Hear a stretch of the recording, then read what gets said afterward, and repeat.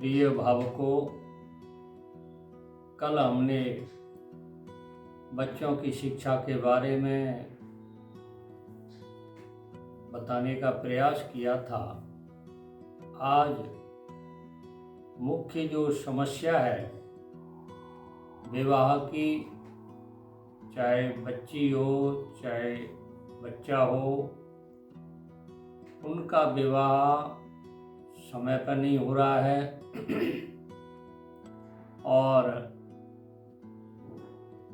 अच्छी जहाँ मनपसंद जगह वहाँ नहीं हो रहा है, या विवाह विच्छेद हो जाते हैं, सामाजिक समस्या पैदा हो जाती है। उसके बारे में थोड़ा प्रकाश डालेंगे। आप लोग अगर ज़्यादा जानकारी करना चाहते हैं तो पेन और पेंसिल और बुक हाथ में लेके बैठें ताकि नोट कर सकें। हमारे चैनल के द्वारा ये विविध प्रकार की जानकारियाँ दी जाएंगी। अब देखिए, विवाह में विलम्ब क्यों होता है।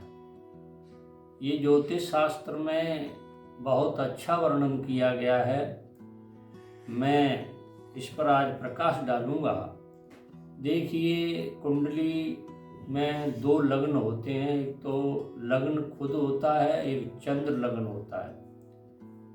तो चंद्र लगन और लगन से शनि यदि कुंडली के पहले, तीसरे, पांचवें, सातवें या 10वें भाव में बैठ जाए या 10वें भाव में बैठा हो तो उस जातक का विवाह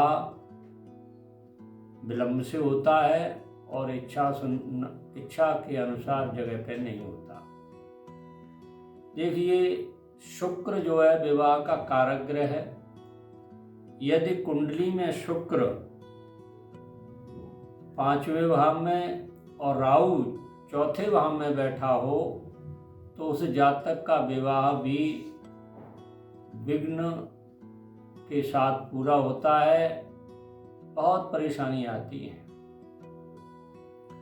अब देखिए, 7वां भाव जो है वो विवाह का है, पत्नी का है, पति का है। उस भाव में अगर कोई पाप ग्रह बैठ जाए, पाप ग्रह 5 हैं, सूर्य, मंगल, शनि, राहु और केतु, ये अगर 7वें भाव में बैठ जाएं तो विवाह में अनावश्यक विलंब होता है। और उस 7वें भाव पर गुरु की पाप दृष्टि हो। पाप दृष्टि किसे कहते हैं? गुरु किसी पाप ग्रह में बैठा हो और वहां से 7वें भाव को देख रहा हो और 7वें भाव में कोई पाप ग्रह बैठा हो तो उस जातक का विवाह बहुत देर से होता है या होता ही नहीं है, ये मान लीजिए। अब देखिए, मंगल जो है, मंगल का बड़ा महत्वपूर्ण स्थान है विवाह के संबंध में। तो मंगल जो है 8वें भाव में हो और राहु 7वें में बैठा हो, उस जातक का विवाह भी देर से होता है और मनपसंद जगह नहीं होता। मंगल और शुक्र दोनों 7वें भाव में हो या 5वें भाव में हो या 9वें भाव में हो और उस पर गुरु की पाप दृष्टि हो, मंगल और शुक्र दोनों अगर 7वें भाव, 5वें भाव और 9वें भाव में बैठे और गुरु की पाप दृष्टि हो तो उन जातकों का विवाह भी विलंब से होता है। विवाह में अन्य कई कठिनाइयाँ आती हैं। अब देखिए, शनि और चंद्र दोनों पहले भाव में, दूसरे भाव में, 7वें भाव में या 12वें भाव में बैठे हों, शनि और चंद्र पहला, दूसरा, 7वां और 12वें भाव में अगर बैठे हों तो भी विवाह में बहुत विलंब होता है। और शुक्र यदि 5वें भाव में और 11वें भाव में बैठा हो तो भी विलंब होता है। इस प्रकार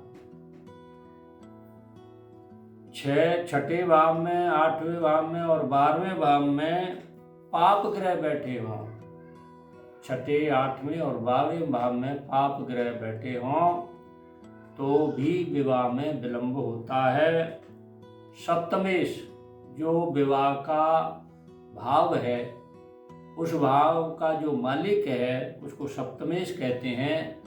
वो भी 6ठे और 8वें भाव में जाके बैठ जाए तो शादी में बहुत विलंब होता है।